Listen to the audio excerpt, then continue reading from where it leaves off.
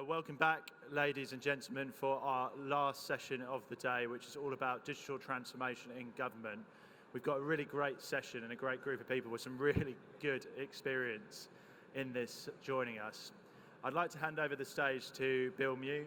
He's CEO of Crisis Team. Bill, over to you. Welcome all of you. Thanks for sticking around this long.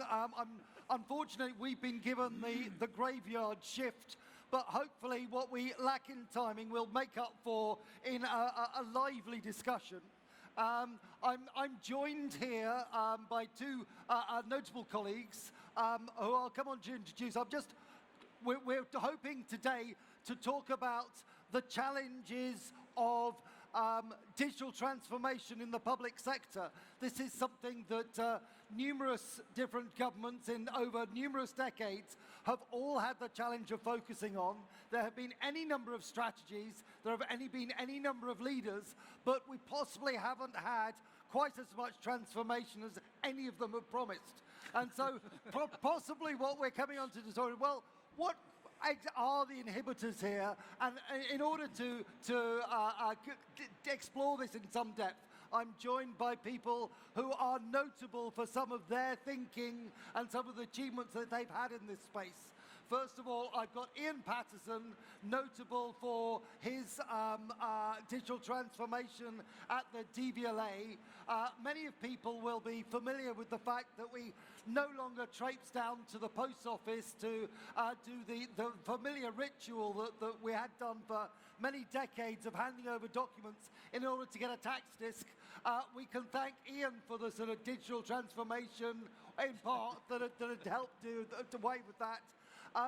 Still seen as a notable transformation, unfortunately, because I would love to be able to say that there are any number of exemplars that we could talk about in detail.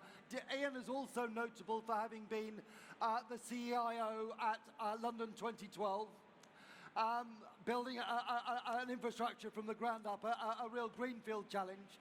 And we have Mark Thompson, who is currently a leading thinker with Exeter Business School, but has previously been one of the great minds behind a previous generation of digital transformation. So these guys bring with them enormous experience, which hopefully we'll be able to mine and to look at in depth. We are, of course, still on Slido.com, so we're going to kick off with setting the scenes in some thoughts around digital transformation in the public sector, but we would welcome questions from the audience. In order to ask questions, you just need to use the Slido app or go to Slido.com and use the hashtag DTXUCX in order to identify the right forum, and that will be a forum on which you can put forward questions to the panel here.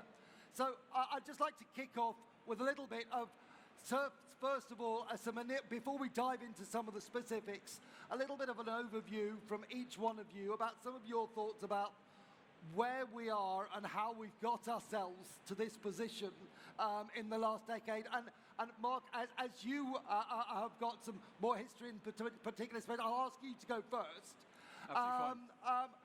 Where are we now, and how we got to ourselves into this position? Because notably under the coalition government, we were identified by the UN as the #1 e-government in the world, which I think was notable at that time, possibly being compared against other people who are struggling to achieve what, and we've slid down the scale. Where are we now, and what are the main inhibitors? So maybe the way into this, and I'll try and be brief if I can, is to look at the structure of public services. And I'm going to focus, just for illustrative purposes, on local government. So in this country, we've got 430 councils. Each of those is surrounded by health, social care, police, ambulance, third sector, and housing. And at their back end, they all do pretty much the same thing in different ways. They make and receive payments, they do case management, they do workflow, they do licensing, they do registration. And at the front line, of course, citizens are learning to live with less doctors, teachers, nurses, social care workers, daycare centres, libraries, parks, roads. In other words, the kind of proposition to citizens is, well, because budget cuts, etc., we've got to have a squeeze on frontline public services. And yet, we are still living with the legacy of an organisation structure which was set up in the previous century. Now, that's fine. It's no one's fault, because in the previous century, we didn't have this wonderful shared infrastructure called the internet that allows us to start to share, join things up, reuse, and thus commoditize, cheapen, and standardize the back end. So the problem we've got in government at the moment is if you were to design any modern organisation now for the 21st century, you design a small, very thin front layer, delivery layer, and you would pretty much cite all the rest of it, all the standard stuff, in the cloud. If you buy a car, do you really care who manufactured the wire that connects the dashboard with the speedometer with the engine? You don't care about that stuff any more than I care what CRM system my local council runs. So the problem we've got at the moment is the last 10 years, we've had a few attempts to recognize the fundamental legacy, unsustainable nature of the way in which we organize our public services. Unfortunately, and we could get into some of the details on what we've been doing for the last 10 years, but unfortunately, in my opinion, we are left with the same problem. So we started to recognize some of the things that we need to do. In my view, we are still, however, characterizing digital as primarily people in government developing digital products, if you like, for public servants to use.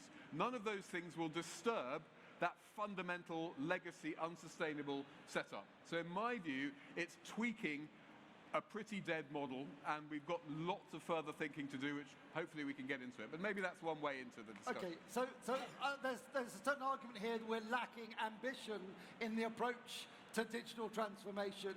Ian, as one of those people who's achieved a fair amount in this space, what do you see as the inhibitors to us actually really living through that sort of ambition? Well, one of the things I would say is that however good your strategy is and the thesis around what you aspire to be digital, that culture basically will eat your strategy for breakfast. Yep. So the culture of the organisation is fundamentally where the difficulties start from. As Mark says, I think quite eloquently, that look, you've got to look at something like government that's been around for 200 and something years as far as the civil service is concerned. In its individual silos, a foreign office doing something over here, home office doing something over here. It wasn't this interconnected, joined up world which we're now in. And when you're talking about transformation, fundamentally, transformation has to go across the enterprise. If I gave an example of your own, if a corporate that had a finance function, an HR function, etc., you wouldn't totally transform one without the touch points of the other. It has to be holistic. And I think what I see as the barriers are actually government isn't set up, and it's alien to transformation. Talk about transformation. Fundamentally, there's just big programs of change, which they call transformation. They're not truly getting at the heart of what's required, and that is realigning policy, commonality with that, common aspects.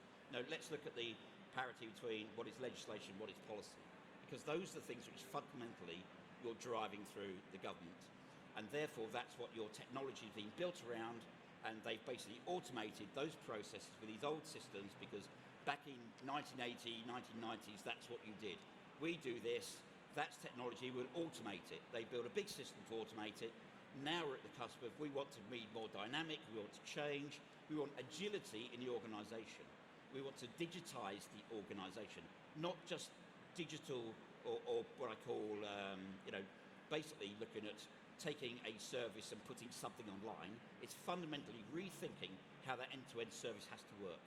And that's what I see as being fundamental blockers. Until we get that hurdle crossed and people start thinking in that manner across departments and across the whole of government, then fundamentally you're just going to start doing small pieces inside your silo, and then you've got to try and understand how that maps into all the other bits and pieces of other government departments. Because, I'll give it an example.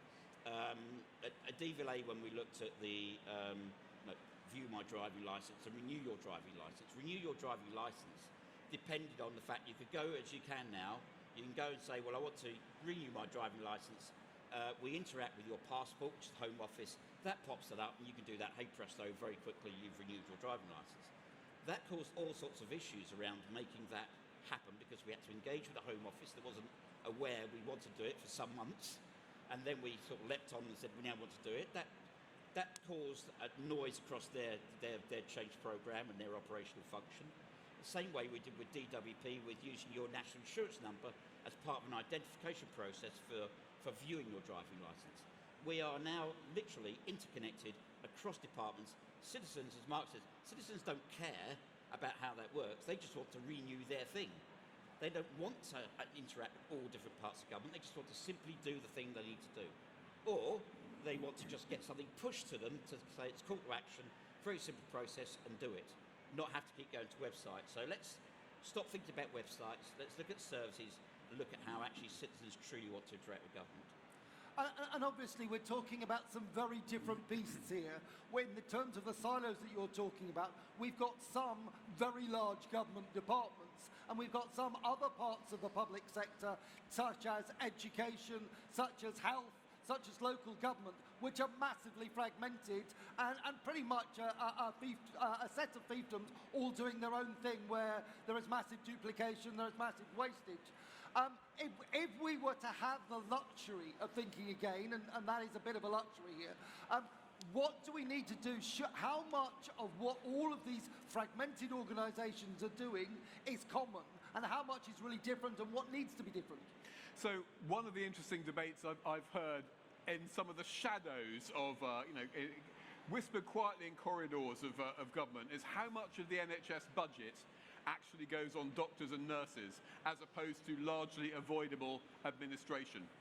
Now, there isn't a widely accepted number because I believe the number is too politically sensitive to possibly, Yep. But most of the people I talk to put it between 25 and 35%, which is a stunning and appalling number. In other words, for that, I'm talking about hospital patient administration systems, we're talking about kind of back office, payment systems, all of the kind of the back end that doesn't touch anything clinical, which is of course being duplicated at least 650 times because we've got about 650 trusts before you get onto the rest. That's in the NHS.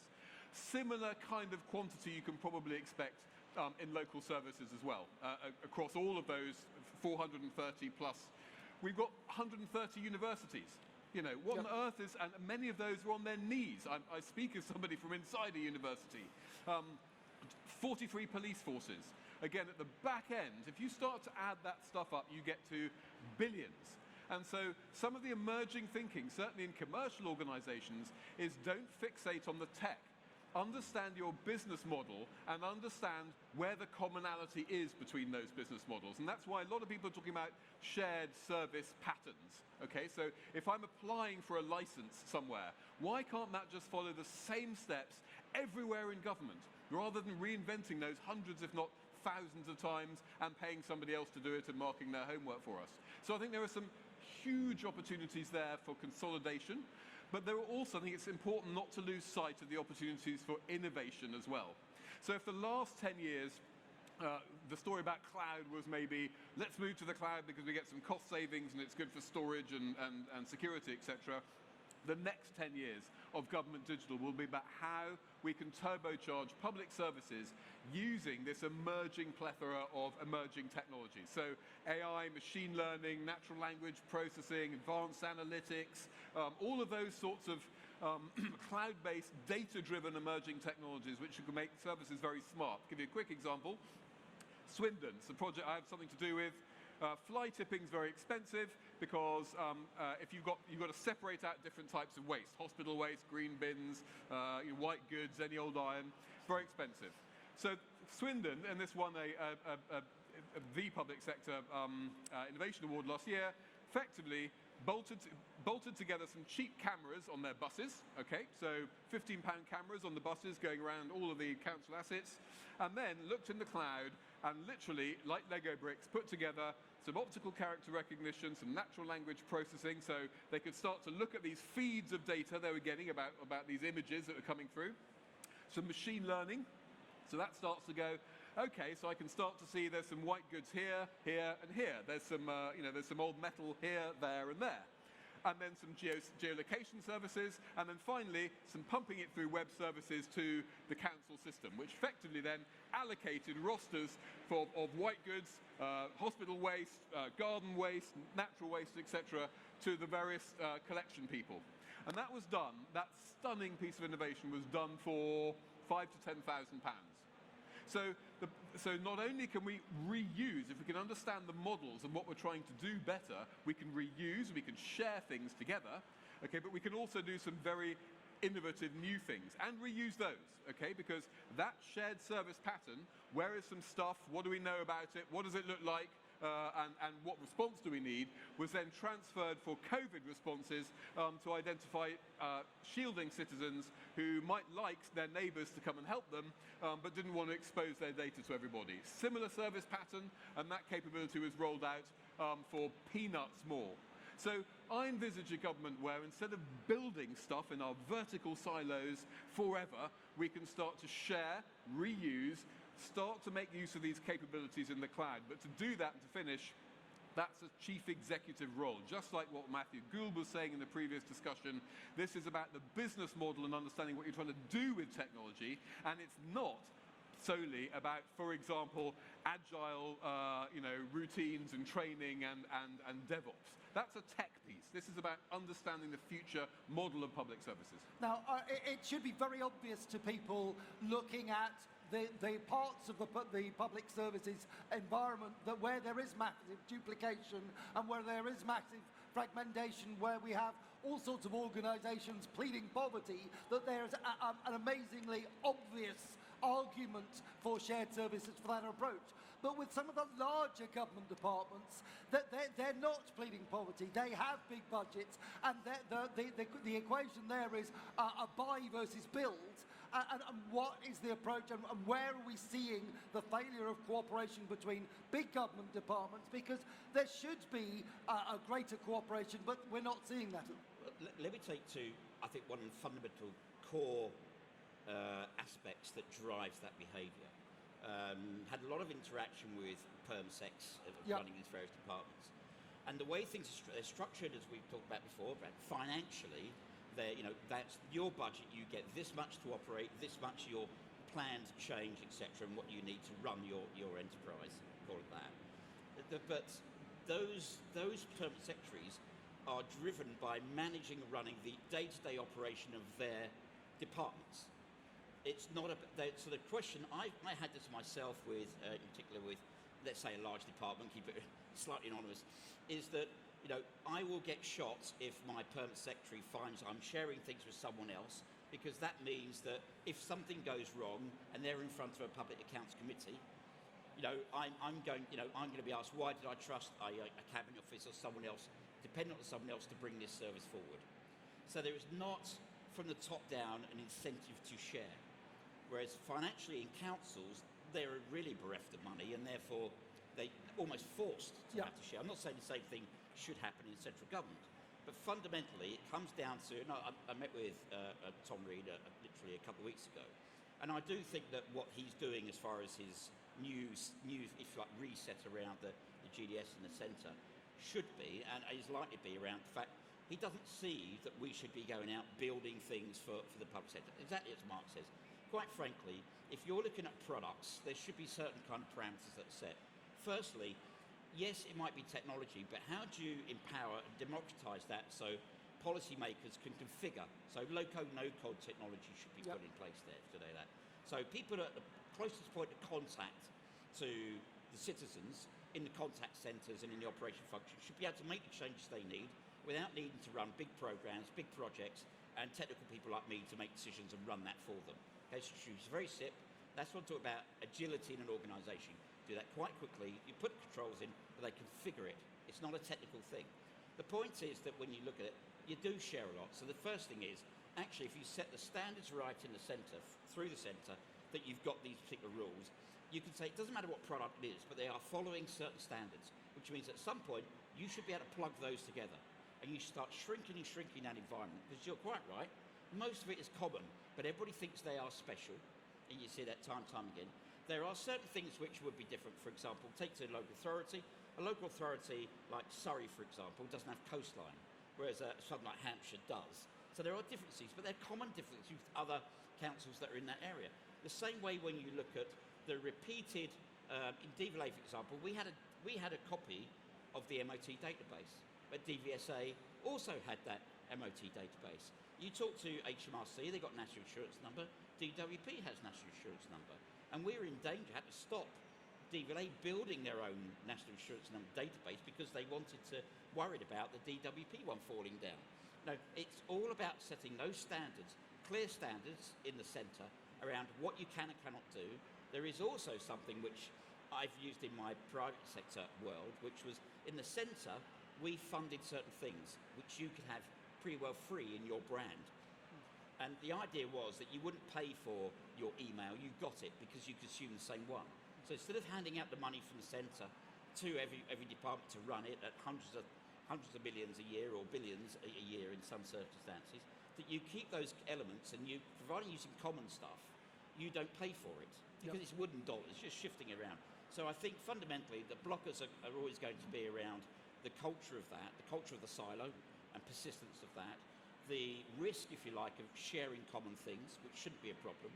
The way to mitigate that is by having the same thing being built, almost using the same platform, but it's free at the point of use, in the sense that you are plugging into something, and you might all be plugging into it, and then you've got the data to say, actually, this is best served in one central pot, not by all of you doing it. So it's an erosion of those silos which has to take place. And a lot is made about the skills challenge across the public sector, and a complaint that we are simply bereft of the skills. Is it the fact that we're lacking skills throughout, or that we've got the wrong skills in the wrong places, or that possibly we don't have the right level of understanding around digital at the top level in order to understand what skills we do need? I'm glad you asked that question, Bill. So if we were in a Dragon's Den scenario, I'm sure we're all familiar with Dragon's Den, and we're all, in fact, we look a bit like this, we look a bit like the dragons. Imagine we've got our stack of money here, and you're trying to persuade us that your idea is worth investing in. And obviously there's a policy, you know, my analogy is within government trying to persuade us to spend something new.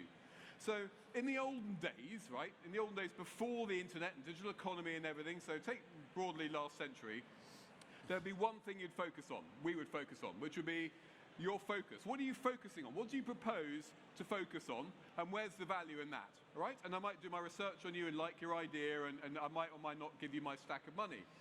That's changed, however. I argue that in this century, there's two things in play that are going to determine whether we give you our money. The first is the focus, absolutely. But then I want to understand what emerging technologies you're going to use to turbocharge your focus, your offering, to make them really, really good, to make them data-driven, to make them smart, to make them agile, to make them sustainable. And so I not only want to hear about your idea, but how you're going to ride on the shoulders of giants, how you're going to build and architect that idea so that I don't burn through my pile of cash here just reinventing the wheel before we actually get to the bit where you're doing something new.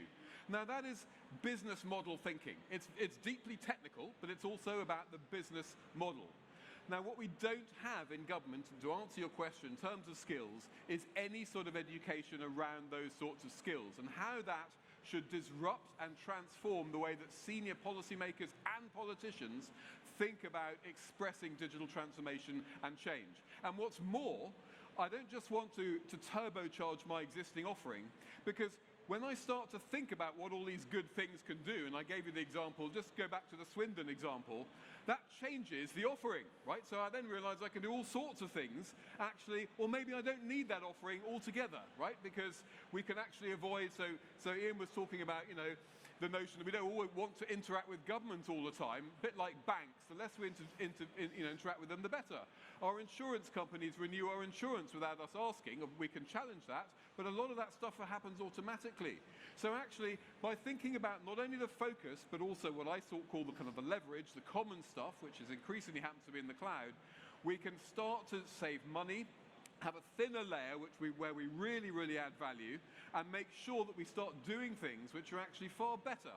And if we could only educate the people that make our policy for that kind of thinking. They can brief the technologists much, much better. Instead, and I'm on the board of Tech UK, so I'm very used to this kind of narrative, we have lots and lots of discussion and focus in government about tech skills. And that's fine. We need more tech skills. Absolutely. That's a massive priority.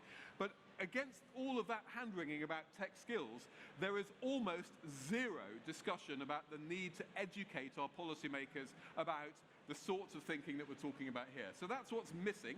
I made a submission published in a parliamentary inquiry about this last week, and there are some signs that people are listening. I know that Amazon Web Services has launched a Digital Transformation Academy to do this. Public.io are launching a similar kind of academy. I'm involved with both of them. I think there is an appetite to actually start to educate us. And just to finish, if you were a shareholder in any major FTSE organization and you went to that AGM, and you would have a right, I would imagine, to ask the chief exec and the board of that organization how they plan to evolve their business model, their offerings and their strategy, and how that was going to be different to take advantage of the digital century that we've got coming. And if they couldn't answer that question, if they sort of opened their mouths up and down and looked at each other, you could legitimately ask that they be fired, that they should be sacked. But if you were to ask the Prime Minister, oh, here he goes, of this country, and the Cabinet, or maybe even the Perm Sec and the Minister responsible for most of our government departments, that question. How do you anticipate the future of public services evolving in the digital era? What's it going to look like in 2050? And what are you doing in your department to bring that about? I pretty much guarantee you'll be likely to receive the open-mouth fish treatment. So it's just I think it's getting more and more urgent. We were on the nursery slopes 10 years ago. I think it's speeding up now. Assume for a moment that our wish comes true and we suddenly inherit these skills at the top level and at the top levels of the various different departments as well. Thereafter, what are the other skills that we need? I mean, is it all about pretty websites? Is it all about the digital interface? Or are the back-end systems where the real transformation is required? It's fundamentally the back end. I mean, if we look back, what has happened, we've taken basically the front piece, the applications, and what we've done is kind of enabled the existing processes with a bit of customer-centric user experience to make that a bit slicker, but fundamentally the process is the same. These are the hurdles you've got to cover before you do A, B, and C, and therefore they're still implicit within those. And some of them I've even seen where they're spitting out bits of paper at the other end and people are keying it in. So fundamentally, it's all about those back-end systems. The amount of money, I would say that for a software provider, a very well-known software provider, it's roughly around about getting on for 290 towards 300 million spend. To run that on the tin and the people and everything else is pretty close on to 2 billion. Yep. Right? So that's across the government in one sector. So fundamentally, changing your back-end systems is the must. If you look at what GDS 1.0 did was literally the front-end applications. It proved the point. Fundamentally, there's been a bit of a lag, and what I think what with Tom and the other people there that need looking to do, and I know they've written this, that they're looking to do it, is fundamentally how do you extract yourselves from the older technologies. I would think, going back to Mark's point, there's two things. One is you need to have people that understand at the very top what digitising your organisation is, not what just digital services is, right? That's fundamentally what it means. And I think that's because in the public sector, there's no real competition to eat you, whereas in the private sector, you would be destroyed if you didn't do something, right? Yep. So there's a different kind of flavour. The fundamental thing is that drives government is they don't have enough money, especially now, to do lots of these things. Coming out of your legacy systems should be a lot easier.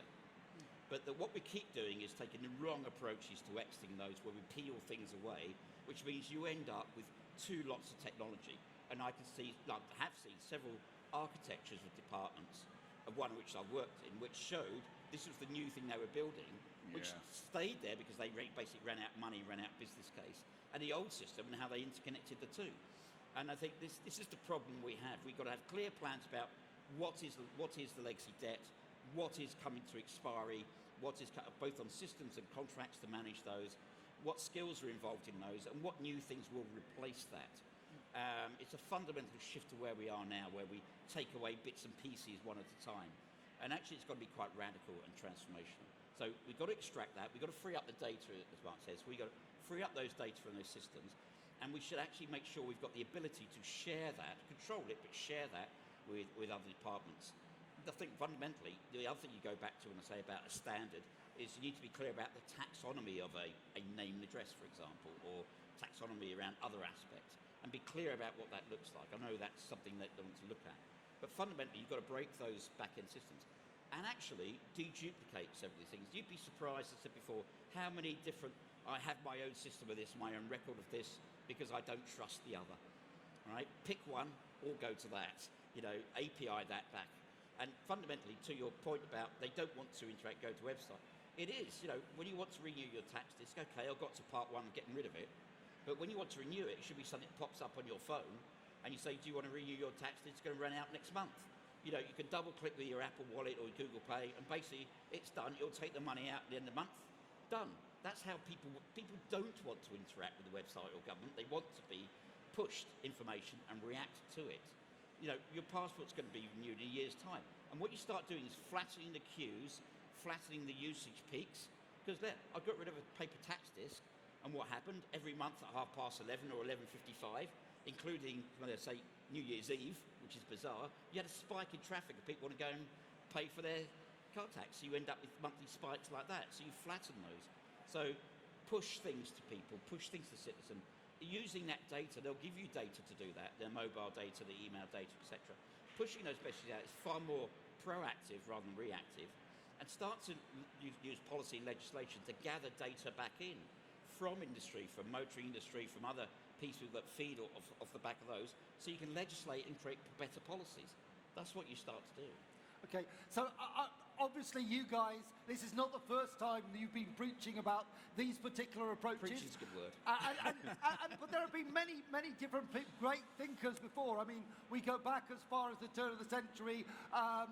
There were digital plans then. There have been digital plans with every single government that has followed. Many of them have had great vision. Many of them have replaced great vision that has gone before time and time again. We've got no shortage of great thinkers, no shortage of great strategies, but these haven't led through to the sort of implementation that we needed to happen. And this has been in transients in various different forms. What is going to sort of break the mold? What is actually going to change the thinking to make some of these ideas that you've been talking about actually happen? So we talked a lot about the blockers. I'd also add the short-termism of parliamentary cycles, and certainly whenever I try and interact with political parties when they have policy reviews, there's you start talking about this stuff, and it's don't talk to me about that. I just want something that something eye-catching for the next manifesto. So they're not listening to begin with, and that's no one's fault. Again, we've got to think collectively around that a little bit. But I think there are two ways to do it, I suppose. One is a top-down, and the other is a bottom-up. So. Again, if I was running the show for a day, this is what I would do. I did a spoof parliamentary bill last year about this to try and kind of show rather than tell. Effectively, it's a bill that says the digital economy has all these it's put in kind of language that even the House of Commons members can understand. So wonderful technologies that mean we can standardise things and turbocharge our services and do things really well and quite cheaply, and therefore. Whereas in the last century, it was a good idea for us all to do it, internally to our departments. This century, it's no longer a good use of public money. It's not public value to do that. So what we're going to do is, every year, there's going to be an architecture unit, the centre, that will define an envelope of services and service patterns and underlying technologies, which we think centrally it is a waste of money, take NHS, for 650 chief execs of NHS trusts to replicate. So we're going to remove those from your jurisdiction as a chief executive, okay? And we're going to redefine what's in that envelope maybe twice a year because the tech market is evolving so rapidly. We could discuss again what you do after that. In other words, does government provide those things centrally, or do they standardise the service patterns and commission that? But that's a separate discussion. The real heavy lifting is almost forcing people who are very, very reluctant to share and to get with the kind of collective programme to engage. There are things attendant on that. So traditional so-called green book treasury kind of business cases only make a business case for transformation within the silo. They're vertically integrated. They rarely look across government at the collective benefits of doing these things, of sharing and reusing. But of course, it's collectively that digital transformation works, because it enables, for example, as we've just been hearing from Matthew Gould, health and social care to interact around citizens, etc. So that's the top-down idea for you. Bottom up, we started to see a few green shoots. So if you look at local government, I had something to do with this. We've got the Local Government Digital Declaration. So if you look at Gov.uk and Google it, Local Government Digital Declarations, a bunch of councils, they've come together independently, bottom up if you like, and said, you know what, we are going to start to share software upgrade cycles, process diagrams, architecture, APIs, code libraries, etc., etc. And when we're about to take new decisions about technology, we'll consult the others first. And we're going to start to consciously, collectively work together to commoditize some of that stuff and take the market on. Stop, basically, paying again and again for the same thing. So there's a couple of examples. But this is difficult, it's challenging. Why, for example, that's worked, right? The Local Government Digital Declaration has started to change things. Yep. So why not have a health digital declaration, a public safety digital declaration, a higher education digital declaration? So there are lots of initiatives that career-minded CTOs in each of those areas could start to take. Okay. So, yeah.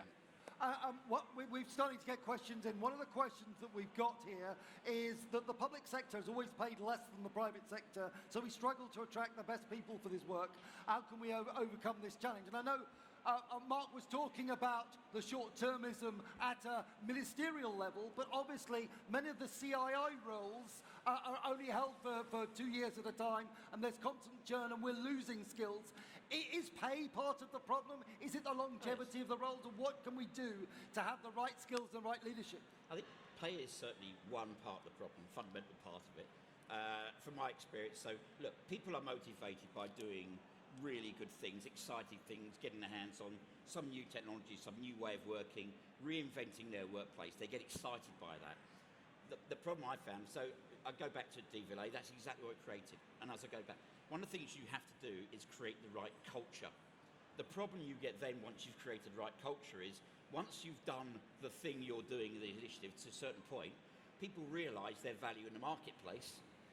Although they might have been lower paid, but they're excited by what they were doing, they build a profile for themselves.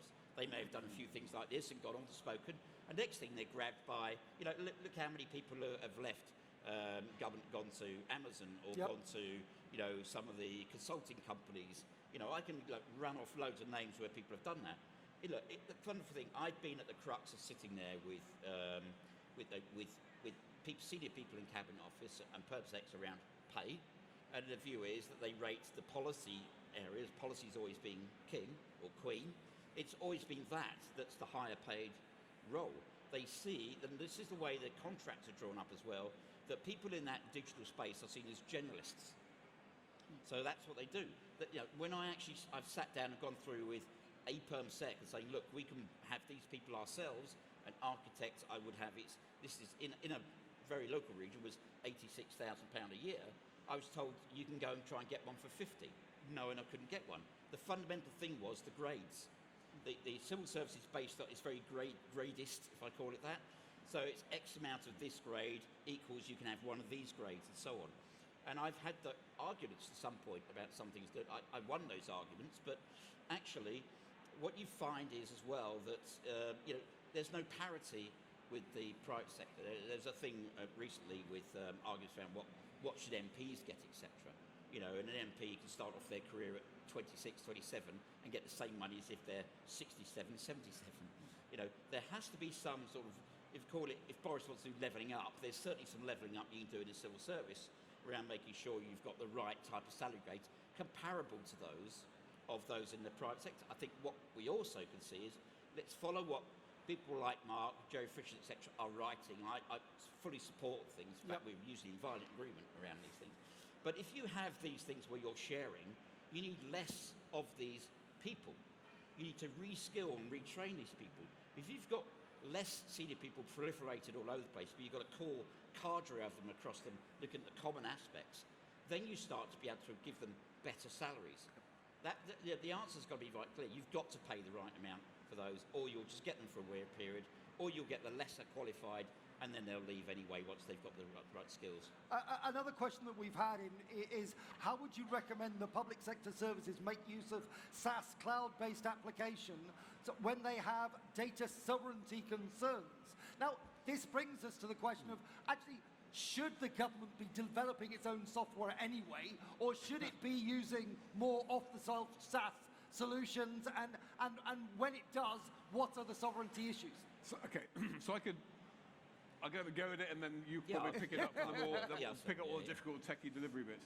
So, so just take health again. Yeah. So written about this. So in the emerging health data economy, which is coming at us like a freight train, people are going to pay a lot more in the future to be kept well in the first place, rather than wanting to pay lots of money to be cured when they're sick. So there's going to be a massive shift in public expectations about being kept healthy in the first place. Okay, so that's a data thing, and that calls into question the whole focus of the National Health Service, from patching people up when they're sick, and we have to continue to do that, of course, to actually what on earth can we do to eliminate what tends to be called demand failure? In other words, preventing people from getting sick in the first place by helping them to lead better lifestyles, rewarding them potentially, and nudging them, incentivizing them. Matthew Gould talked a little bit about that. And to achieve that, you've got to have business thinking in the Department of Health that sees itself as a data platform.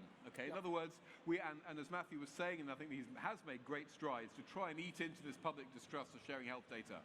But we have to work on that. But also, I would like to see a future where we collectively in the UK own our health data, right? And we can license that.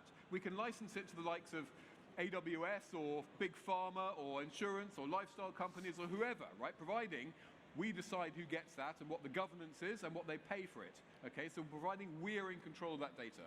And then hopefully we can start to drive healthier lifestyles and eliminate or at least reduce demand failure by helping people to remain healthier. Right? I wear an early generation, data watch. This stuff picks stuff about me all the time. I would imagine in 15, 20 years' time, it'll be a chip behind my ear. And you might laugh at that, but then again, we all laughed at cars that could drive around by themselves 10 years ago, didn't we? If the incentives, if you can add another 10 years to my healthy life, and in exchange I have to have a chip behind the ear, I'm in. You can have my health data. So I see effectively the motivation, if you like, amongst citizens to share data and participate in that health data economy as getting out of control inside a few years. Question is, what's our government doing about it? Because I know that the big tech companies are doing a lot about it. And you can see if we fail, and if our policymakers fail, how this will play out. It'll be in about 7 years, there'll be a little parliamentary announcement on a sleepy evening that feels like a good time to bury bad news, when they slip out an exciting partnership with big tech, where we've effectively given over our health data to be managed by them. And we'll have lost that battle because we'll have lost the inestimable future of health tech, for example. So the challenge to policymakers is just think properly about your business model. And with the sort of education that we're talking about, we could equip people to do that, to confront what we've then got to do to build, whether it's a data lake or whatever that is in 5, 10, 15 years' time, so that we collectively own that as the general public, rather than that have leached out into the market. We can then engage with the market, but on terms that suit us. Yeah. And so Ian, is the real agile thinking the sort of agile development that we're seeking to engender in all of the departments?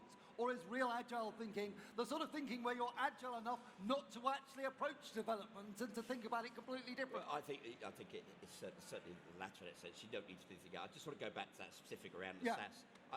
Whoever asked the question, finish, it comes up here. Just quickly, if you look, there was a good article written by National Cybersecurity Centre talking about SaaS and the use of it.